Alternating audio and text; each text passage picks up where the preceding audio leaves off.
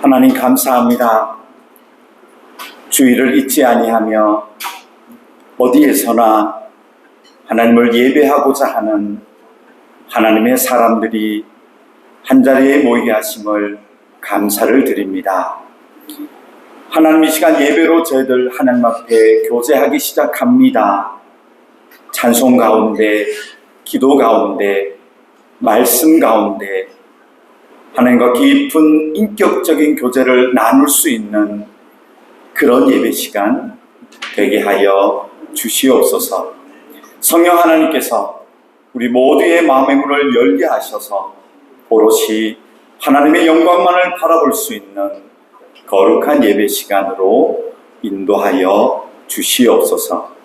이 시간도 예배를 드리고 있는 많은 하나님의 교회들과 하나님의 백성들이 모인 그곳마다 성령 하나님 동일하게 역사해 주시는, 그렇게 세계 모든 곳에서 하나님을 인정할 수 있는 거룩한 주일이 되게 하여 주시옵소서. 예수님의 이름으로 기도드렸습니다. 아멘. 다 같이 자리에 일어서시고요. 찬송가는 1장으로 찬송을 드리겠습니다.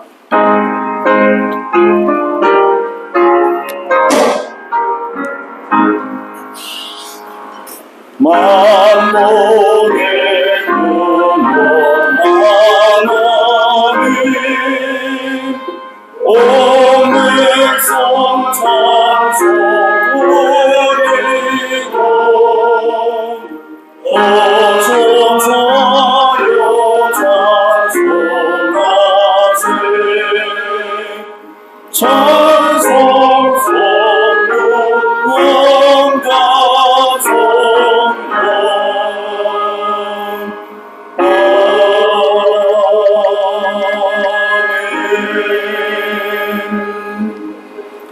찬송가 뒤편에 있는 교동문 말씀, 오늘은 제 86번입니다. 85번 요한일서 4장 말씀 한 절씩 교독하겠습니다. 사랑하는 자들아, 우리가 서로 사랑하자. 사랑은 하나님께 속한 것이니 사랑하지 아니하는 자는 하나님을 알지 못하나니, 하나님의 사랑이 우리에게 이렇게 나타난 바 되었으니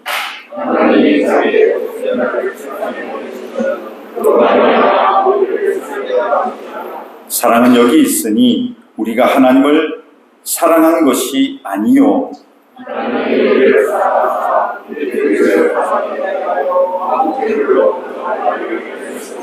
사랑하는 자들아, 하나님이 이같이 우리를 사랑하셨은즉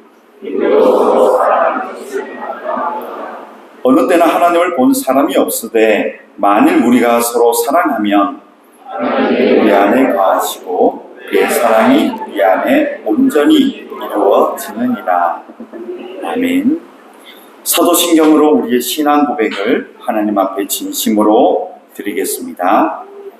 전능하사 천지를 만드신 하나님 아버지를 내가 믿사오며 그 외아들 우리 주 예수 그리스도를 믿사오니, 이는 성령으로 잉태하사 동정녀 마리아에게 나시고 본디오 빌라도에게 고난을 받으사 십자가에 못 박혀 죽으시고 장사한 지 사흘 만에 죽은 자 가운데서 다시 살아나시며 하늘에 오르사 전능하신 하나님 우편에 앉아 계시다가 저리로서 산자와 죽은 자를 심판하러 오시리라.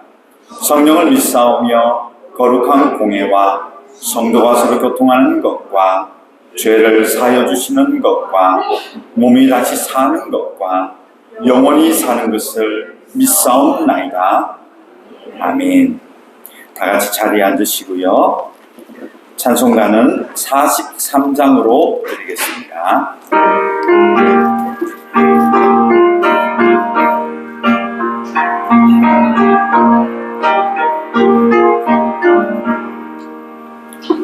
즐겁게 하시갈까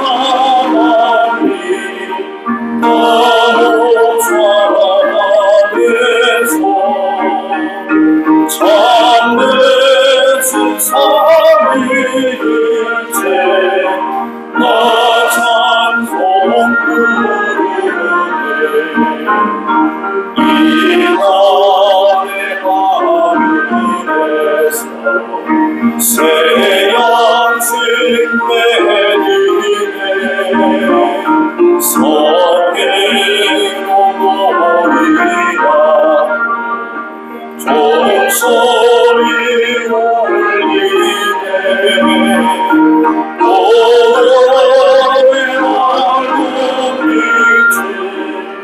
온 세상 비추고 모양새 불이 흘러 시원케 하시네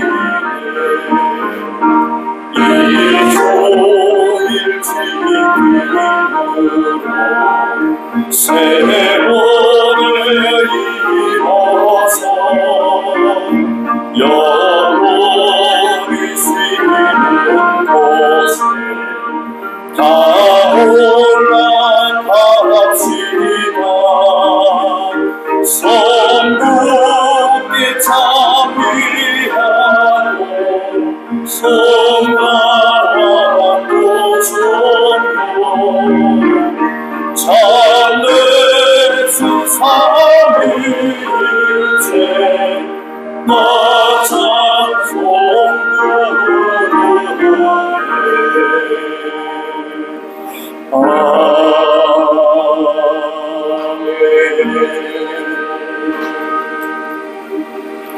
이 시간 함께 기도하겠습니다. 오늘은 5번째 주간입니다. 5번째 주일은 저희 교회 가정들을 위하여 그리고 또 저희 교회 지금 부명 선교센터에서 또 믿음의 교육을 받고 있는 우리 자녀들을 위하여서 한번 기억하며 함께 한번 기도하도록 하겠습니다. 지금 코로나 때문에 또 몇 가정이 오늘 출석하지 못하였고 지금 영상으로 예배를 드리고 있는데요.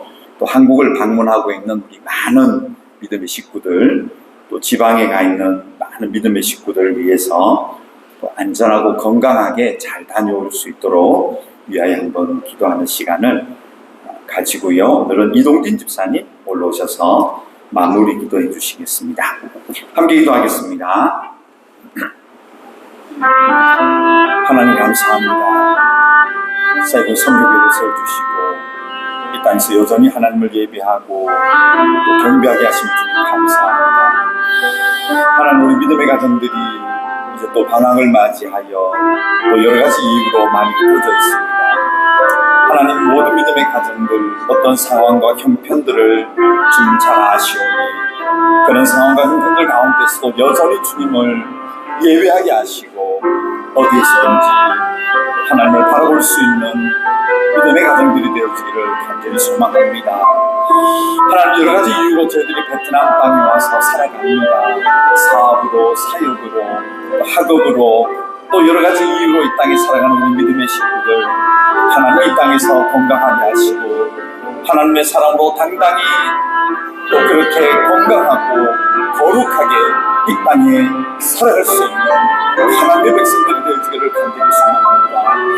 하나님 우리 자녀들이 지금 믿음의 교육으로 또 어려서부터 주님을 알고 성장하고 있습니다. 사랑 우리 자녀들이 그 말씀 가운데 성장하게 하시고 예배 가운데 성장하게 하시고 하나님께 헌신할 수 있는 믿음의 역사가 우리 자녀들에게 일어나기를 간절히 소망합니다. 세우신 교사들과 많은 목회자들을 감당하게 하실 때 우리 믿음의 자녀들이 하나님의 사람들로 더 성장하며 또 이 땅에서 복음의 사람들이 되고 선교적인 마음으로 살아날 수 있는 우리 자녀들이 되기를 간절히 소망합니다. 하나님 교회를 통하여 이 땅에 원하시는 삶들을 살아가게 하시고 이 땅에 복음의 역사에 쓰임받을 수 있는 믿음의 가정들이 먼저 되어지기를 간절히 소망합니다.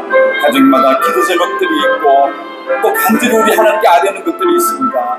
주님 기억하여 주셔서 모든 것들이 하나님 안에서 순전하게 이룰 수 있도록 주님 역사하여 주시옵소서.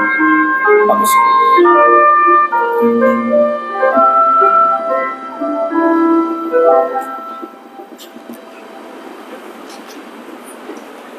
사랑과 은혜가 풍성하신 하나님 아버지, 주님께서 허락하신 귀한 주일 이렇게 다 함께 모여 주님께 예배드리게 하심을 감사드립니다. 아직 코로나가 완전히 종식되진 않았지만 세계 곳곳 하늘길이 열리고 오랫동안 만나지 못했던 가족 지인들과의 만남을 다시금 허락해 주신 주님께 감사와 찬양을 올려드립니다. 주님, 한 주간의 삶을 돌아보길 원합니다. 주님을 나의 왕으로 모시지 못하고 세상 것들에 더 많이 의지하며 마음을 쏟는지는 않았는지요. 주님 한 분만으로 만족하지 못했던 지난 날들을 회개하오니 우리를 불쌍히 여겨 주시옵시고 온전히 주님만을 나의 왕으로 모시며 살아가는 저희가 되게 하여 주시옵소서. 이 시간 우리 교회의 가정과 자녀를 위해 기도합니다. 주님의 섭리 안에 각 가정을 허락하시고 축복하신 주님 감사드립니다. 각 가정 가운데 영육간의 강건함을 허락하시어 늘 주님 말씀 가운데 거하며 마음의 평안을 누리며 감사하는 삶을 살아가게 하여 주시옵소서. 특별히 바라옵기는 우리 각자의 이웃을 사랑하는 마음과 섬기는 마음을 풍족하게 허락하시어 언제 어디서나 예수 그리스도의 향기가 가득 넘쳐 흐르기를 소망합니다. 또한 주님께서 맡겨주신 우리 자녀들을 위해 기도합니다. 우리 아이들이 하나님을 더 알기 원합니다. 그들 안에 말씀이 자라나고 그 말씀으로 세상을 살아나갈 힘을 갖기를 원합니다. 그것을 위해 우리 모두가 눈물로 기도하게 하시고 주님께 귀하게 쓰임받는 자녀들로 자라나게 하옵소서. 주님, 이 시간 장재식 목사님을 통해 주님의 귀한 말씀을 듣습니다. 그 입술을 축복하시어 살아계신 하나님의 말씀을 통하여 저희의 삶이 변화되고 결단하는 은혜의 시간 되게 하여 주시옵소서. 예배를 위해 준비하는 많은 손길들이 있습니다. 그 손길들을 기억하시고 예배를 준비하는 그 마음 가운데 하나님의 감사가 넘쳐나는 삶을 살게 하여 주시옵소서. 이 예배의 시종을 주님께 맡기오며 예수님의 이름으로 감사하며 기도드렸사옵나이다. 아멘.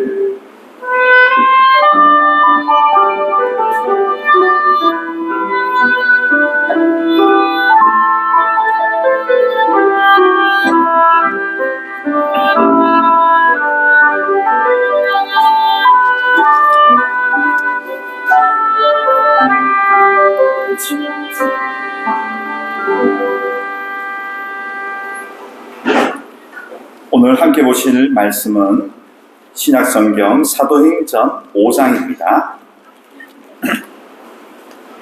사도행전 5장 1절부터 11절까지 말씀입니다.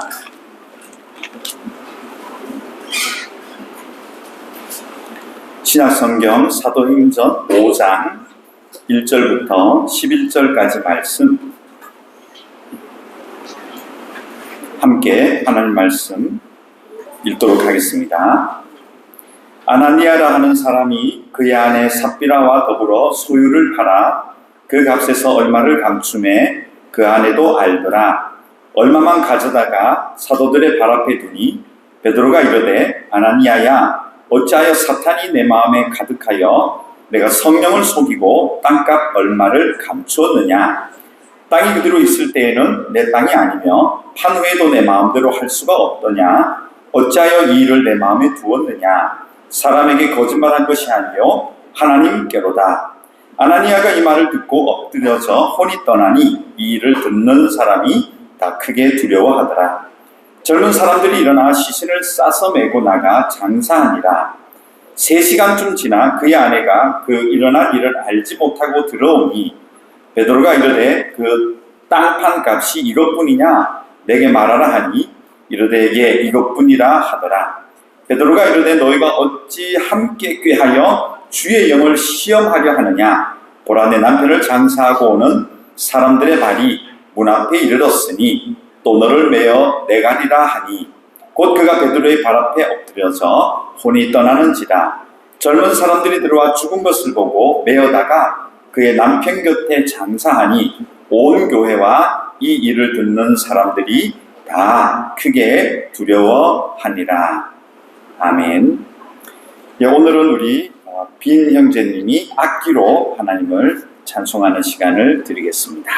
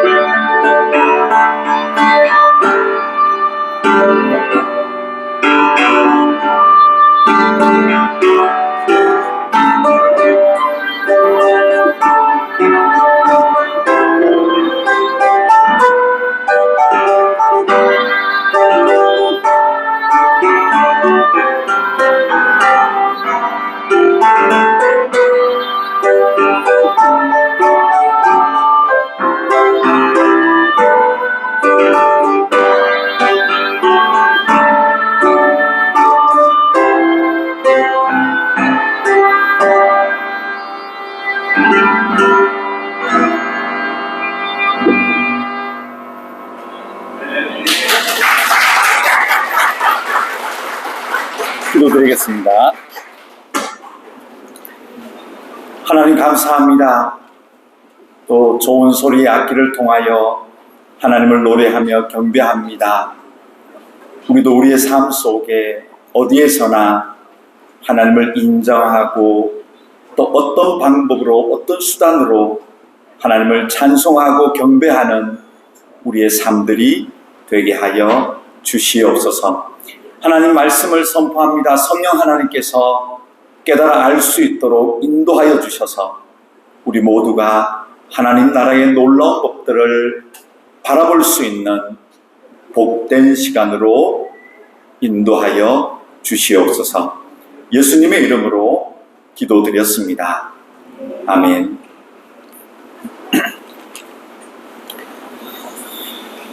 예, 여러분, 두 가지의 관점, 시간에 대한 이야기를 조금 드렸었는데요. 하나님께서는 이 세상에서 이미 하나님 나라의 모형들을 사람들에게 보여주셨다. 그 하나님 나라의 모형이 구약 성경에서는 이스라엘이라는 공동체였습니다. 그래서 이스라엘의 역사는 어느 한 민족의 역사가 아니라 하나님 나라가 어떻게 건설되어지고 궁극적으로 세상 나라를 이겨나가고 또 그 속에 있는 사람들이 하나님 나라 사람으로서의 누릴 수 있는 혜택, 또 이런 것들을 역사적으로 모형으로 보여주신 것이 구약의 이스라엘이다, 이렇게 말씀드렸습니다. 이것이 신약에 와서는 이제 역사의 교회가 아니죠. 역사적인 시간의 흐름이 아니고 어떻게 바뀌어버리죠? 누구든지 예수님을 믿기만 하면, 누구든지 모든 인종을 넘어가 버렸고 믿기만 하면, 역사의 시간이 아니라 예수를 믿을 때, 이것이 바로 카이로스의 시간이다, 이렇게 말씀을 드렸습니다. 그래서 이것이 신약에 와서는 이제는 카이로스 시대를 우리가 살아가는 겁니다. 그러므로 어떤 민족이든지 저 민족이 구원받았어, 저 민족이 하나님께 사랑받고 있어, 사실은 틀린 이야기입니다. 그 관점은 틀린 겁니다. 그래서 어떤 민족이든지 또 어떤 세대, 어떤 시간에서든지 예수를 주로 고백했을 때 하나님의 나라 백성이 되어지는 원리가 바로 신약의 원리고, 지금 우리는 그런 시대를 살고 있는 겁니다. 그래서 구약의 때는 하나님께서 어떤 언어 하나를 쓰셨죠? 이스라엘 언어만 쓴 거예요. 그래서 율법을 하나님께서는 말로 다 설명해 주셨다는 거예요. 근데 지금은 어떤 시대입니까? 어떤 민족의 언어로도 하나님을 만날 수 있고, 기도할 수 있고, 경배할 수 있고, 말씀을 볼 수 있잖아요. 자, 그래서 신약 시대 때는 카이로스 시대이기 때문에 누구든지 어느 때든지 예수를 주로 고백하는 자, 그 사람을 하나님이 만나주시고 그 언어로 대화해 주시겠다. 이 선포가 언제 일어난 이야기입니까? 오순절 마가 다락방의 방언의 이야기는 바로 이 성령의 역사를 얘기하는 겁니다. 그래서 새로운 시대가 도래했다. 바로 카이로스의 하나님의 은혜의 시대가 도래했다. 이 선포가 사도행전 2장에 나오는 오순절 방언 사건입니다. 자, 어쨌든지 우리가 이건 다 설명을 드린 거예요. 자, 궁극적으로 그럼 하나님께서는 구약 시대 때는 이스라엘이라는 나라 하나를 딱 선택하셔서 이스라엘만 집중적으로 사랑하는 것이 아니고, 출애굽기 19장 5절 6절 다 외우시죠? 자, 하나님 마음은 어디에 있다? 이스라엘에게 있는 게 아니고 세계가 다 나에게 속해 있다. 앞으로 너희가 내 말을 잘 듣고 내 언약을 지키면 제사장 나라가 되고 거룩한 백성이 되어서 세계 모든 나라 가운데 너희들이 이제 하나님의 복음을 선포하는 그 기준점이 시작이 된다. 이게 출애굽기 19장 말씀이고 이스라엘을 선택하신 목적이에요. 근데 이것이 신약에 와서는 어떻게 바뀌었죠?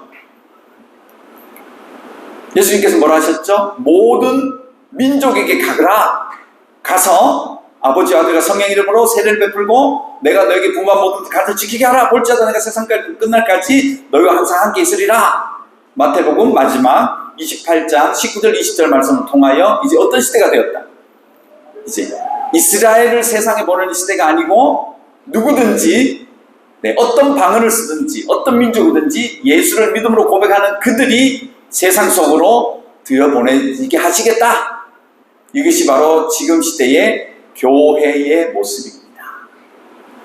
그래서 구약 때는 이스라엘 공동체가 하나님 나라 모형이고 지금은 어느 민족이든지 어느 때든지 교회 공동체가 하나님 나라의 모형입니다. 이 두 가지를 신구약을 잘 구별하십시오. 자, 그런데 오늘은 이제 좀 더 한 단계 더 깊은 얘기를 해드리겠습니다. 구약이 이스라엘 공동체든지 신약에 그야말로 지금 우리 교회와 같은 어떤 민족이든지 예수를 구주로 고백하는 그 예배 공동체의 원하시는 삶의 모형은 삶의 방향은 똑같습니다. 변함이 없습니다. 구약 때는 무엇을 가장 원하셨냐면 딱 한 단어예요. 레위기 주제가 뭐라고 말씀드렸죠? 레위기 하면 딱 이 말만 기억하시면 된다고. 레위기. 거룩. 레위기의 주제는 오로지 하나입니다. 거룩입니다. 하나님 앞에 인간이 어떻게 거룩할 수 있는가? 거룩할 수 있는 방법. 이것이 레위기서의 주제인데요. 하나님 딱 하나를 원하세요. 세계 모든 민족 가운데 이스라엘을 딱 집어넣으시면서 가나안 땅이 외진 곳이 아니라고 했죠? 당시 세계 중심지라고 했잖아요. 그 한가운데 사람의 문명이 문화가 발전되어 있는 그 한가운데 보내면서 딱 한 가지 원하신 게 뭐냐 하면 거룩해져라. 거룩한 삶을 살아내어라. 그런데 사람은 아무리 거룩하게 하려고 해도 거룩할 수가 없어. 왜? 그 마음속에 있는 범죄 욕심으로 말미암아 거룩을 이루어낼 수가 없는 겁니다. 하나님 너무 잘 아시죠? 그래서 내가 방법까지 가르쳐 줄게 라고 하고 하나님이 제시해 준 것이 뭐냐면 제사제도예요. 제물을 가지고 가서 머리에 안수하고 또 사람들의 관계가 틀어졌을 때 내가 어떤 물건을 훔쳤을 때 내가 앞으로 매일같이 하나님 위해서 열심히 살겠습니다. 이런 모든 과정을 하나님은 딱 제시해 주셨습니다. 자, 잘 들어 기록해. 5가지 제사를 준비해. 첫째 제사, 두 번째 제사. 이게 레위기입니다. 그러니까 내용은 복잡해요. 제물의 조건은. 그리고 이것을 어떻게 드리고 내장을 어떻게 하고 또 가죽을 어떻게 벗기고 어떻게 처리하고 불에 어떻게 태우고 어떻게 나눠 먹고 이건 남은 것은 어떻게 처리하고 굉장히 복잡한 내용 같지만 하나예요. 하나님이 가르쳐 주신 사람이 하나님께 거룩하게 될 수 있는 방법. 이게 사람이 만들어갈 수가 없어요. 타락이기 때문에. 그래서 전적으로 거룩하신 하나님이 제시해 주시는 거예요. 자, 나에게 오는 길은 only one way. 한 길이야. 이 길로 와야 돼. 라고 하면서 먼저 제시하신 것이 바로 제사제도였다는 것이죠. 그리고 또 하나가 더 있습니다. 또 하나 더 제도가 무엇인가 하면 유월절입니다. 그래서 제사제도와 유월절은 구약 성경을 관통하고 있는 사람이 거룩하게 될 수 있는 방법, 그리고 사람이 어떻게 하나님께 갈 수 있는지, 사람의 힘이 아닌 하나님이 정확하게 가르쳐 주신 방법대로 따라하면 자기 집 앞에 양의 피를 바르게 되면 패스오버, 죽음을 보지 않고 생명으로 갈 수 있는 이 방법, 모든 게 하나님의 방법이라는 거예요. 그래서 구약의 조건은 뭐냐면 내가 다 방법을 제시할게. 그대로 순종하고 따라와. 이것이 구약의 거룩함을 이루어가는 방법입니다. 그런데 세상 속으로 들어가는 이스라엘 민족에게 하나님이 원하셨던 방법이 바로 이거예요. 너희는 하나 지켜. 가서 잘하면 좋지만 너도 사람이니까 그들과 부딪히고 인간관계를 맺다 보면 애증의 관계도 생기고 곤란하는 일, 또 서로 사랑하는 일 많이 생기겠지만 내 공동체는 하나님이 원하시는 공동체는 어떤 형편을 무슨 일을 하든지 거룩함을 유지해라. 이것이 구약 성경을 관통하고 있습니다. 그래서 거룩함을 잃어버리면 하나님이 다시금 거룩할 수 있도록 채찍을 드시는 이야기가 전쟁사예요. 그러나 하나님은 그 전쟁 가운데서도 목적이 있으신 거예요. 전쟁은 누구랑 해야 되죠? 혼자 하는 전쟁은 아니잖아요. 상대방이 있잖아요. 근데 하나님은 그 상대방하고 전쟁하면서 비록 패전을 하더라도 그 상대방이 지고 있는, 상대방은 이겼는데 패전하고 있는 그 사람들을 보면서 이 사람들은 이렇게 사네? 라고 하며 하나님을 발견하게 만드는 것이 포로 시대 이야기입니다. 이게 열왕기 상하, 역대 상하, 에스라, 느헤미야 이런 이야기들이 전부 이때 이야기입니다. 아무튼 하나님의 방법이 놀랍습니다. 그래서 우리가 해야 되는 것은 구약 때요. 해야 되는 것은 거룩함을 유지해야 된다. 그래서 이 거룩함을 유지할 수 있는 방법이 제사와 유월절에 들어있는데 이것을 지키지 않고 또 형식적으로 막 되어가다 보면 사람이 타락을 하기 시작합니다. 그래서 이 이스라엘 공동체가 이 거룩함을 잘 유지해 나갔으면 좋겠는데 그래야지 세상 가운데 쓰임을 받는데 하나님께서 근데 문제는 사람들이 모여 있는지라 불완전한 거예요. 이런 일이 있었습니다. 여호수아 7장 1절.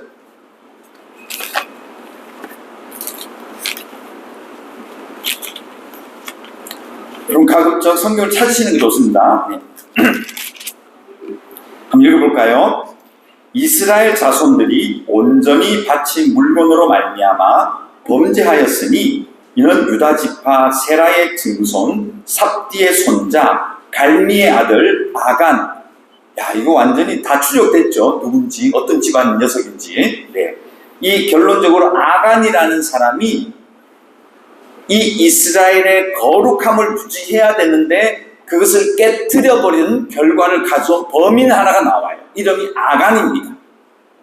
근데 이 아간이 모함을 받지 않고 가상의 인물이 아니라는 것을 정확하게 그의 족보를 가지고 다 설명하고 있습니다. 누구의 자손, 누구의 자손, 할아버지가 누구고 그 사람이 바로 아간이다. 정확하게 기록하고 있죠.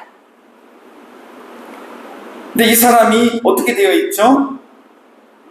예, 범죄하였다. 이 거룩함을 유지해야 되는 공동체에 문제를 발생시키는 사람이었다. 기록하고 있죠. 그 내용은 이겁니다. 온전히 바친 물건을 가졌습니다. 여호와께서 이스라엘 자손들에게 진노하셨다라고 기록되어 있습니다. 이 진노. 그러니까 하나님께서 이 거룩한 공동체가 거룩함을 잃어버리기 시작하면 진노하세요. 그래서 하나님 이렇게 표현해요. 11절. 중간 가지고 좀 넘어가고요. 같이 읽어볼까요? 이스라엘이 범죄하여 내가 그들에게 명령한 나의 언약을 어겼으면 언약이 뭐겠습니까? 너희는 내가 일러준 방법대로 뭘 유지해라? 거룩해라. 그런데 그것을 뭐 했다고요? 어겼다. 그 다음 볼까요? 또한 그들이 온전히 바친 물건을 가져가고 도둑질했다. 하나님이 하신 얘기예요. 판결이 아간 너는 도둑질한 거야. 그 다음 볼까요? 속이고 속였다. 도둑질한 것도 죄인데 안 했다라고 속였다. 그 다음 또 뭐가 있죠? 그것을 그들의 물건들 가운데 두었다. 자, 이런 일이 벌어진 겁니다. 네. 근데 결과적으로 이 피해는 한 사람의 범죄가 어떻게 공동체에게 피해를 갔냐 하면 7장 5절 좀 올라가 주세요. 읽어볼까요? 아이 사람이, 이거 조그만 아이 아닙니다. 성 이름이 아이예요. 네. 아이 성 사람이 그들을 36명을 좀 쳐 죽였다. 성문 앞에서부터 스바림까지 쫓아가 내려가는 비탈에서 쳤다. 백성의 마음이 녹아서 물같이 되었다. 자, 가나안 땅, 적각꿀이 흐르는 가나안 땅에 이제 들어가기 위해서 이스라엘 백성들이 광야길을 몇 년 돌았습니까? 다, 40년. 네, 오늘 똑똑하네.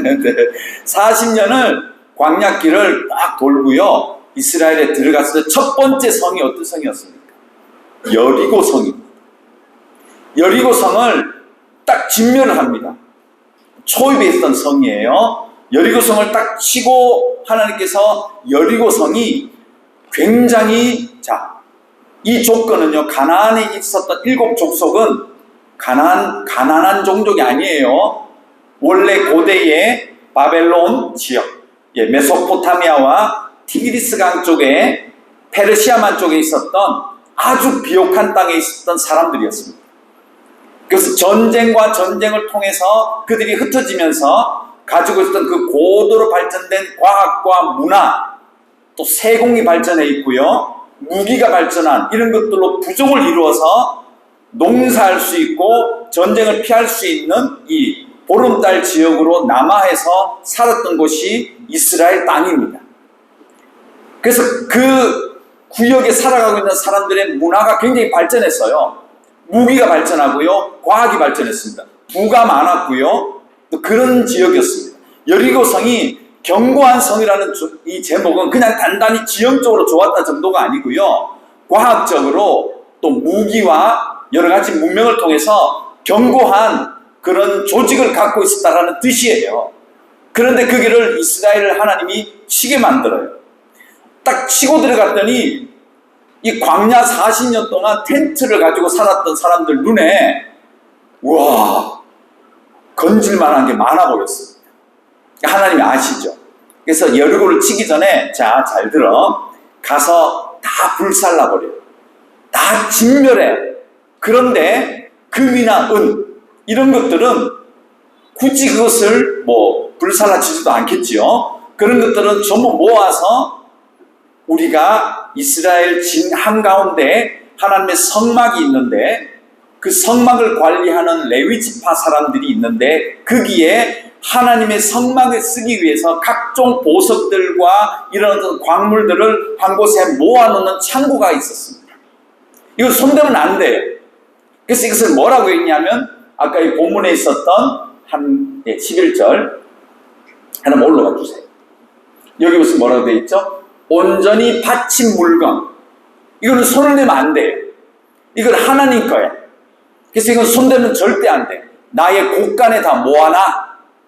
이거는 온전히 바쳐진 물건이니까 너희들이 절대로 가져가거나 그것을 숨기거나 손대면 안 돼. 이렇게 한 물건이에요. 이 물건이. 그래서 여리고성에 들어가서 딱 끝냈습니다. 그 성을 점령하고.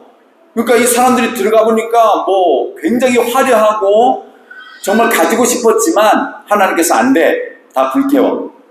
그리고 금과 은 같은 것들은 내 곳간에 온전히 바쳐진 물건로 다 구별해 했다는 거죠.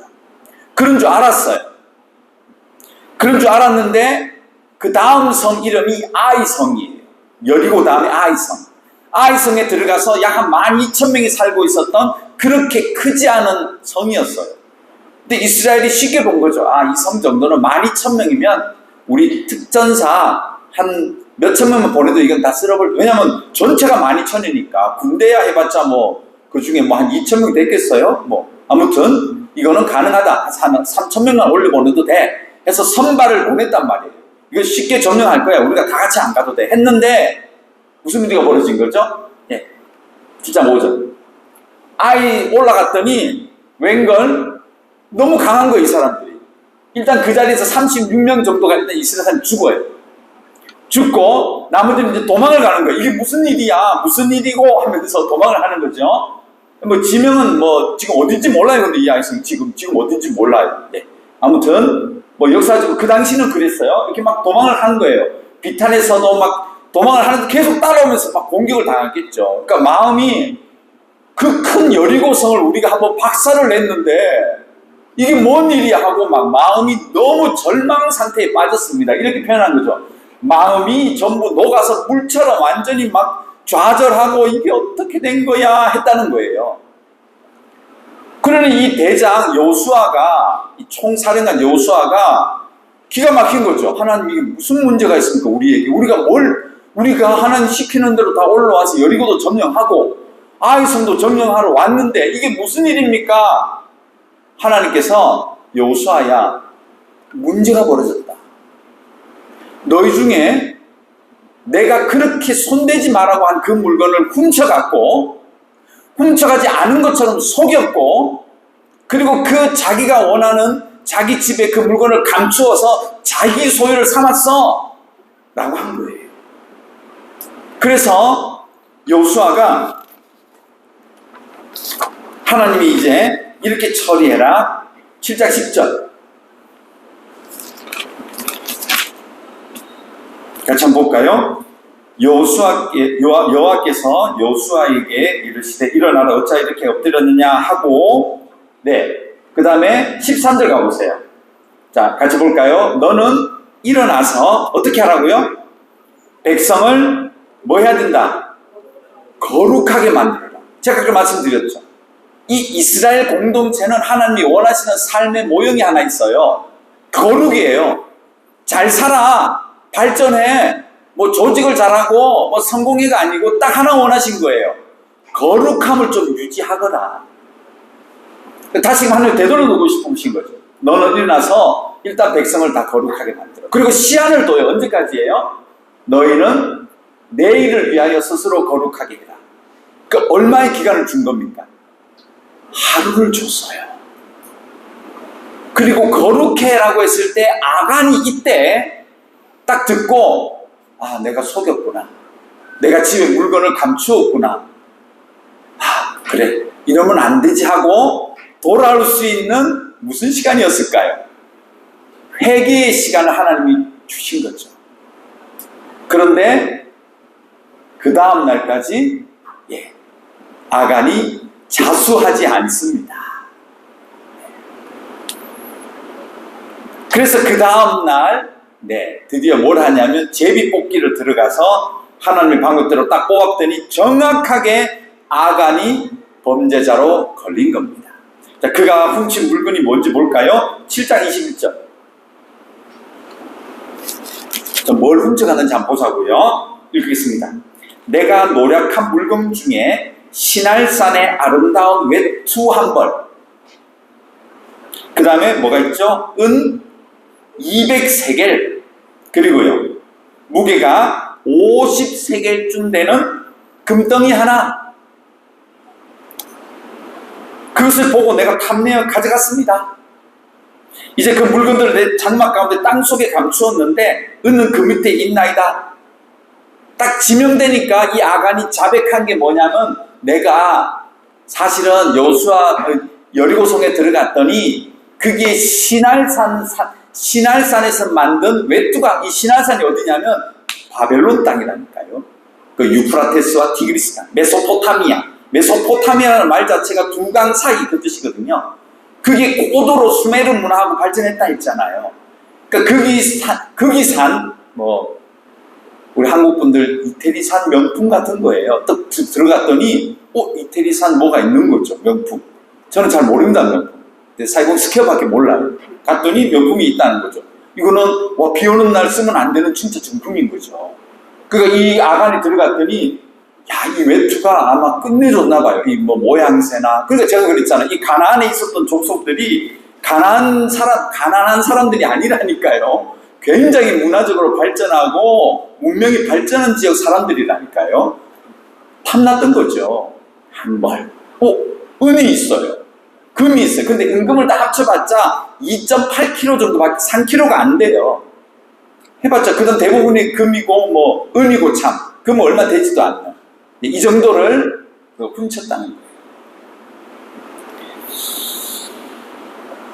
처리를 해야 되죠. 어떻게 처리했느냐? 7장 25절.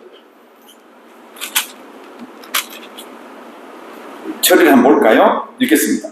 여호수아가 이르되 내가 어찌하여 우리를 괴롭게 하였느냐? 여호와께서 오늘 너를 괴롭게 하시리라 하니 온 이스라엘이 그를 돌로 치고 물건들도 돌로 치고 불사르고 그 위에 돌무더기를 크게 쌓았더니 오늘까지 있더라. 여호와께서 그의 맹렬한 진노를 그치시니 그러므로 그곳 이름을 오늘까지 아골골짜기라 부르더라. 그 모든 것들을 다 모아서 돌로 쳐버립니다. 이 가문 자체를, 모든 재산을 다 이 아골골짜기에서 완전히 그냥 불사를 지르고 덮어버립니다. 어찌 보면 이 진노가 훔친 물건에 비해서 너무 커 보여요. 그래서 우리는 하나님의 어떤 이런 금과 은과 어떤 신할의 외투, 어떤 그런 어떤 값어치에 있지 않다는 거예요. 하나님의 진노가 내 건데 네가 훔쳐가가 아니에요. 아까 조금 전에 저희들이 어디서 봤냐 하면 다시 좀 올라가 주세요. 11절로 올라가 주세요. 하나님이 이 사건을 진짜로 문제 삼았던 이유는 11절이에요. 여기 뭐라고 되어 있죠? 이스라엘이 범죄하여, 그런데 누가 범죄했어요? 아간 한 사람이 범죄한 거예요. 아간. 그런데 뭐로 지금 취급하시죠? 전체 공동체를 가지고 얘기하세요. 이스라엘이 범죄했다라고 하는 거예요. 너희가 범죄했다. 너희 공동체가 범죄했다라고 하시는 거지. 그러니까 하나님은 한 명의 어떤 아간이 물건을 훔치고 범죄자를 처리해내시고 너는 나쁜 사람이야가 아니고 지금 무엇을 지금 뭐로 보시는 거죠? 하나님의 걱정이 이스라엘 전체가 이 공동체가 무엇이 침투하고 있는 거예요? 한번 보십시오. 내가 그들에게 명령한 나의 언약이 어겨지고 있다. 이 공동체는 철저하게 공동체의 구심점과 함께 모여서 공동체를 이루어가야 되는 이유가 하나님의 말씀 때문에 뭉쳐 있었다는 거예요. 하나님의 말씀을 그대로 실현해내고 그 말씀을 따라가는 말씀 중심의 하나의 공동체를 유지해야 되는데 그게 지금 깨어지기 시작하면 이게 어떡할 거냐는 거예요. 결국 아간이 그 훔쳤던 외투와 은과 금을 쓰지 않았겠습니까? 결국 사용하겠죠. 나중에 잊고 나갔거나 그 어떤 그 은금을 사용했거나 했을 때 사람들이 뻔히 그 집 형편과 이게 어디 건지를 다 아는데 그렇게 쓰고 있는 모습을 보면서 하나님한테 저렇게 잘 속여 먹어도 살 수도 있구나. 이게 공동체에 영향을 미치기 시작하고 이 공동체가 세상 사람들 가운데 보여질 때 세상의 원리나 저 사람들의 원리나 뭐 다 같은 거네 라고 하는 것이 하나님의 걱정거리였다는 거죠. 그래서 그 다음 구절 보면 이랬죠. 나의 언약을 어겼으며 또한 그들이 온전히 마치 물건을 가져가고 도둑질하고 속이고 그것을 그들의 물건 가운데 두었다.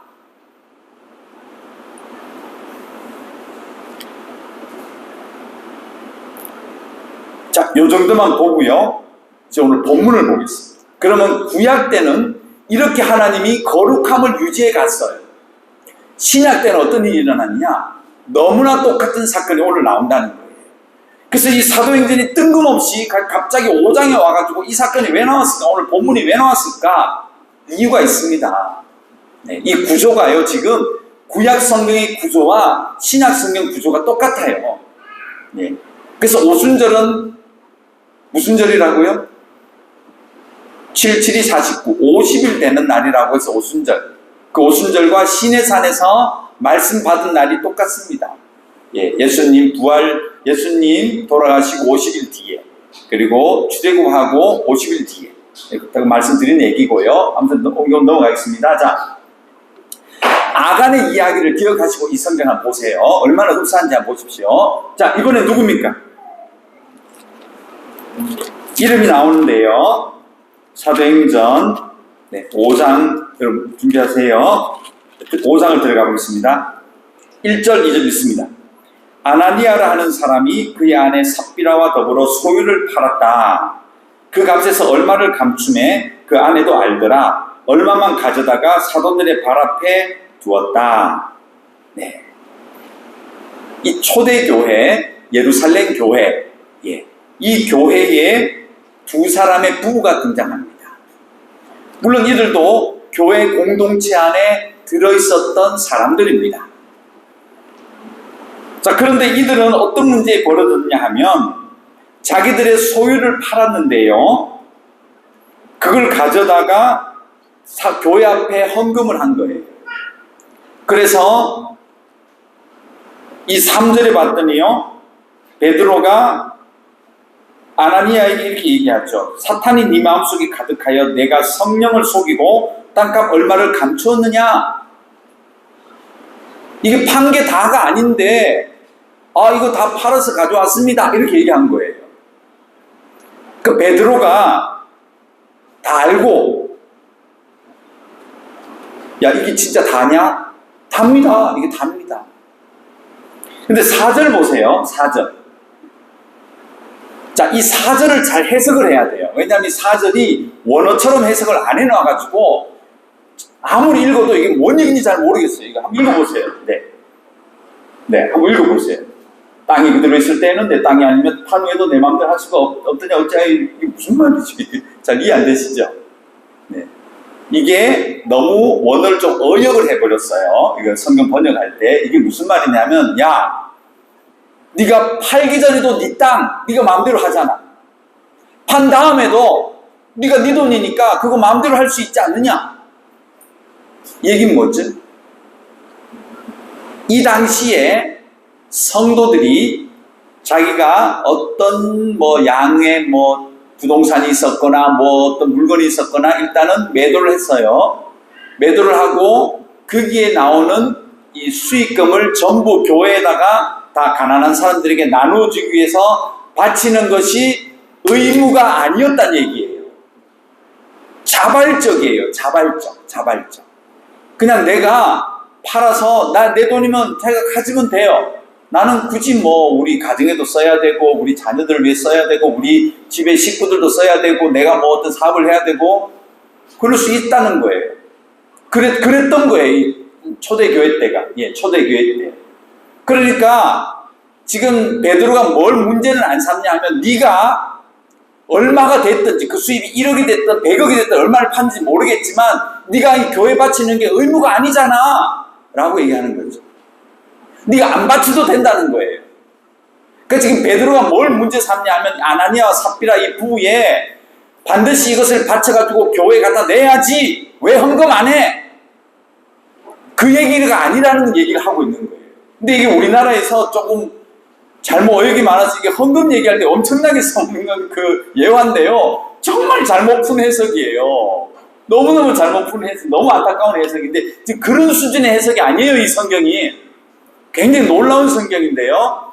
그래서 베드로가 지금 뭔 문제를 삼냐면, 자, 돈을 감춰놓고 얼마를 가져왔던 거, 그러니까 네가 원래 우리가 헌금을 해야 되는데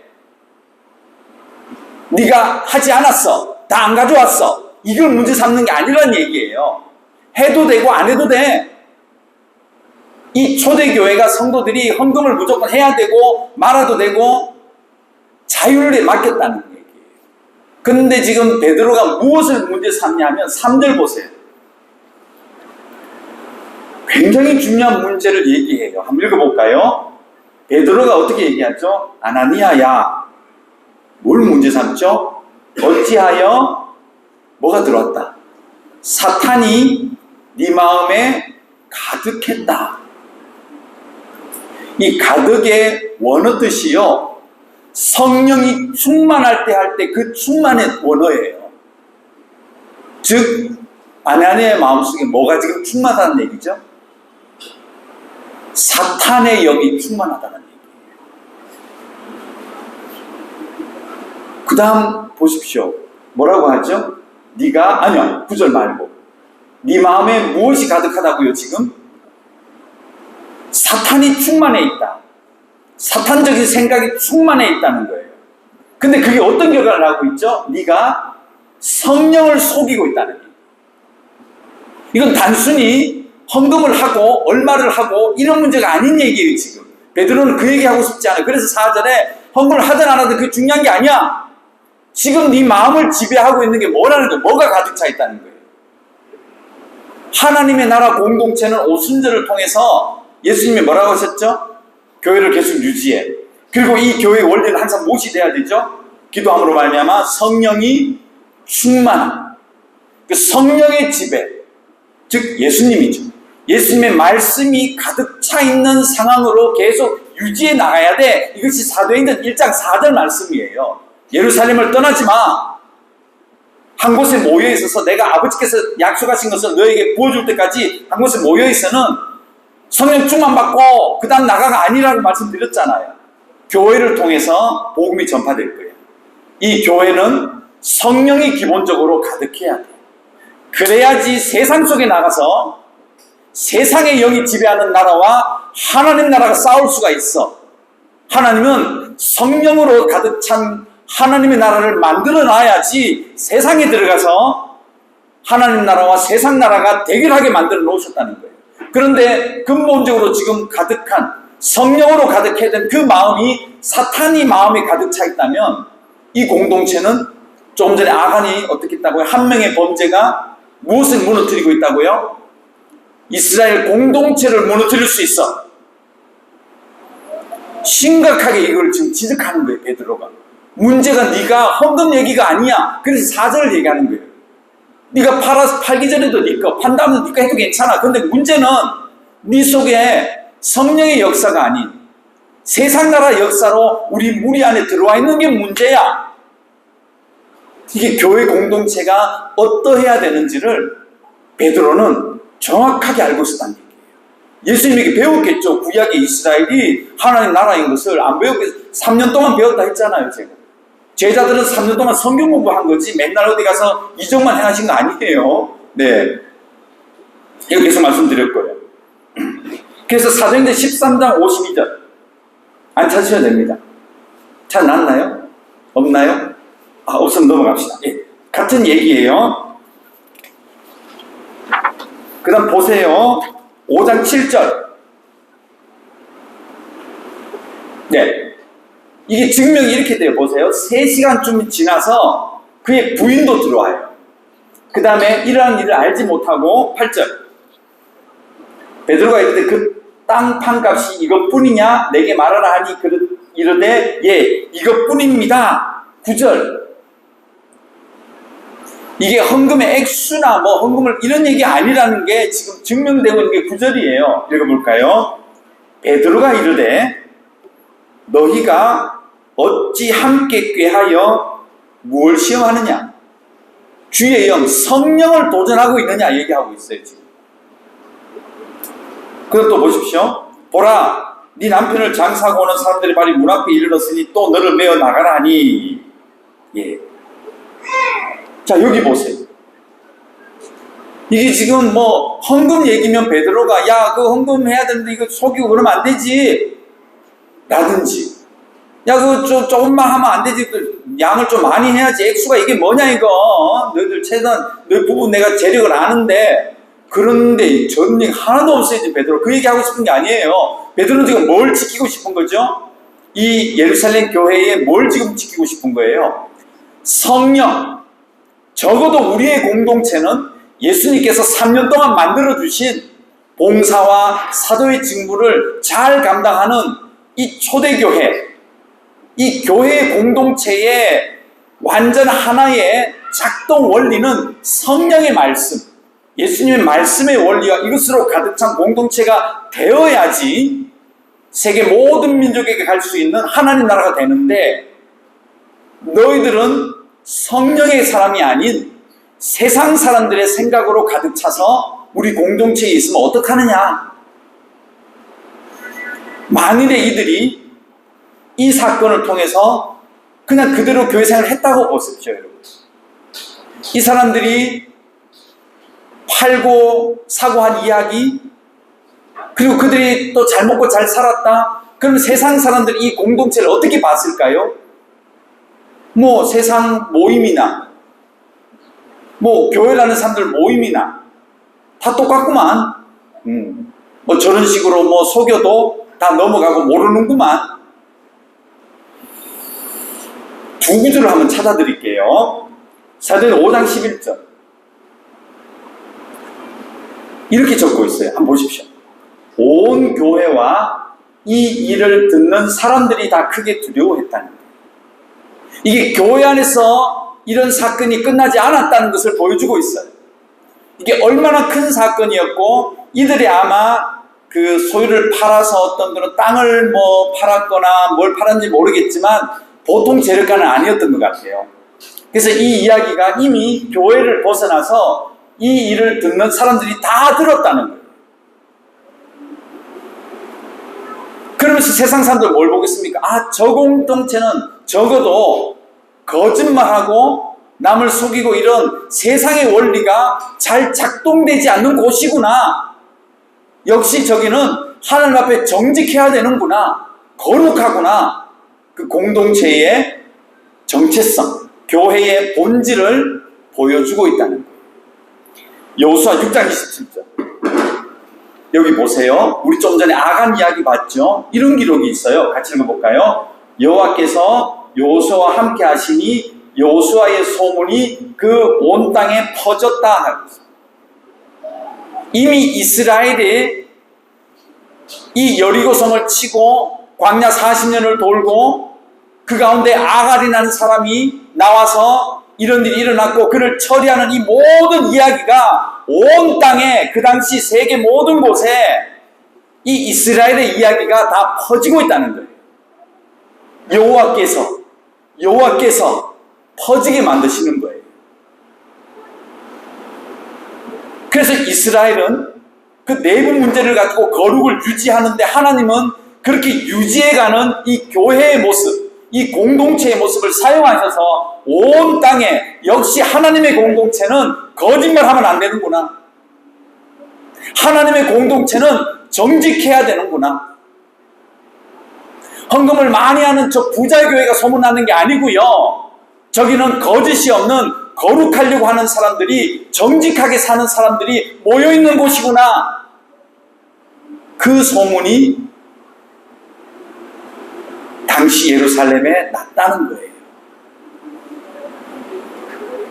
그 아간을 처리하면서 그 이스라엘 공동체가 거룩해지려고 하는 그 모습이 그 온 땅에 퍼져나갔다는 거예요. 이게 복음이에요, 여러분. 전단지가 어떤 전도 프로그램이 전도할 수도 있지만 사실은 교회 공동체, 믿음의 공동체의 그 모습 자체가, 그 작동 원리 자체가 사실은 온 땅에 보여지는 전도와 선교의 모형이라는 거예요. 어떻게 사실 겁니까? 적어도 정직하게 사셔야 되고요.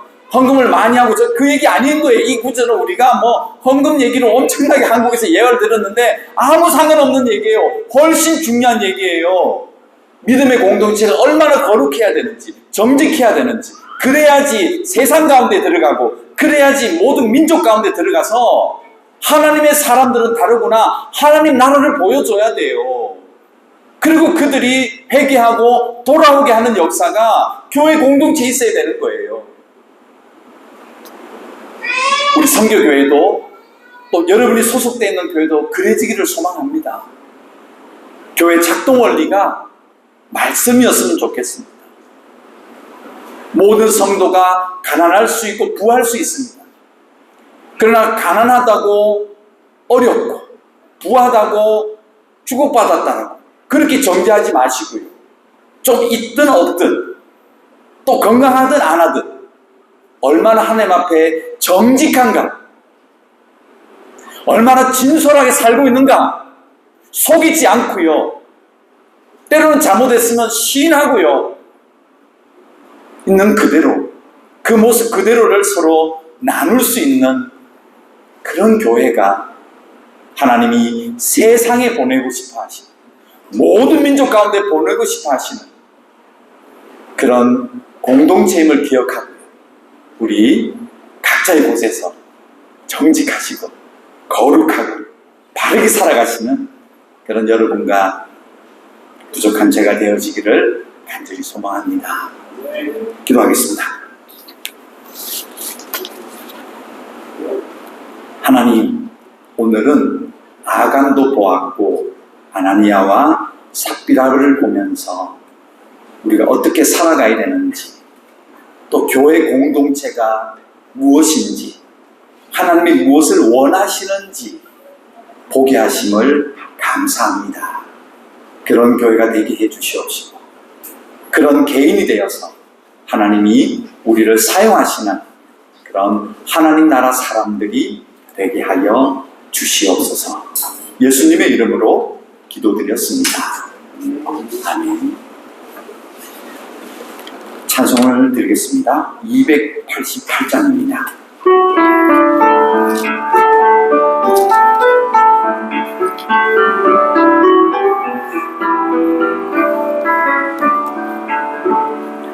예수를 나의 구주 삼고 성령과 힘으로서 걸음하니 이 세상에서 내 영혼이 하늘의 영광 누리도다. 이것이 나의 간증이요, 이것이 나의 찬송일세. 나 사는 동안 끊임없이 구주를 찬송하리로다. 온전히 주께 맡긴네요. 사랑의 근성을 두는 주에 천사를 만내 아는 것과 하늘의 영광 오리로다. 이것이 나의 간증이요, 이것이 나의 찬송일세. 나 사는 동안 끊임없이 구주를 찬송하리로다.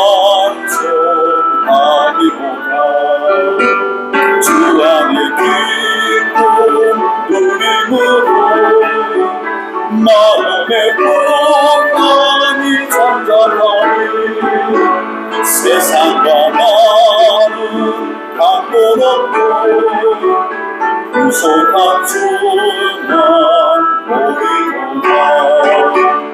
이것이 나의 간증이요, 이것이 나의 찬송일세.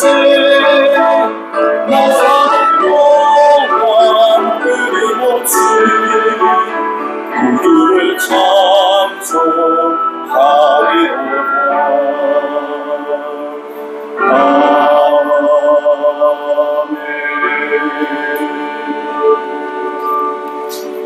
들으신 헌금 위하여 기도 올리고 축복 기도 드리겠습니다.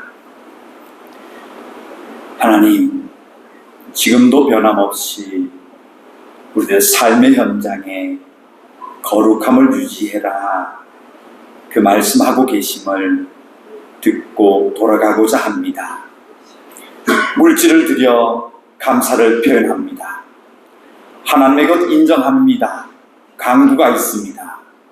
또 지금 간절히 원하고 있는 여러 가지 기도 제목들을 따라 물질을 드렸습니다. 하나님, 그 사정들, 환경들, 여러 가지 여건들을 주님 잘 아시오니 더 많은 하나님의 손을 볼 수 있는 그런 드린 손들이 되게 하여 주시옵소서. 하나님, 꼼꼼하게 보살펴 주셔서 삶의 정황 가운데 때로는 거룩함을 잃어버렸을 때, 교만했을 때, 거만했을 때, 좌절했을 때 하나님은 그냥 버려두지 마옵시고 우리를 쳐서라도 거룩함을 유지하게끔 하나님 역사하여 주시옵소서. 이 땅을 살아가기에 또 물질 때문에 여러 가지 마음들이 있을 수 있는데 우리 사랑 믿음의 식구들 물질로 말미암아 어려움 당하지 않게 하시고, 그래서 부족함이 없는 하나님의 채워주심의 역사를 맛볼 수 있는 성도들의 이 땅의 삶들이 되게 하여 주시옵소서. 삶의 현장으로 돌아갑니다. 땀 흘려 수비하게 하시고 정직하게 하시고 성실하게 하시고 그리고 하나님 앞에 늘 기도하며 우리의 거룩함을 유지해 나가는 또 한 주간의 삶들이 되게 하여 주시옵소서. 베테랑 땅에 살아갑니다. 건강 지켜주시고 또 여러 가지 위험으로부터도 주님 안전하게 보호하셔서 하나님의 사람으로 감사하며 이 땅에 매일매일 만나는 베트남 분들, 한국 분들, 그 외 여러 나라 분들을 대하고 만날 때마다 하나님의 사람의 거룩함을 보여줄 수 있는 이 한 주간의 삶들이 되게 하여 주시옵소서. 예수님의 이름으로 기도드렸습니다. 아멘. 지금은 우리 주 예수 그리스도의 은혜와 하나님의 크신 사랑하심과 우리 속에 항상 거주하시며 나의 아버지 그렇게 고백하게 해주시는 성령 하나님의 감화 감동 충만케 하시고 하나님이 원하시는 그 거룩함의 삶을 살아가기로 작정하고 자기 삶의 현장으로 돌아가고자 하는 이 자리에 모인 하나님의 백성들 머리 위에 지금부터 영원토록 함께 계실지어다. 아멘.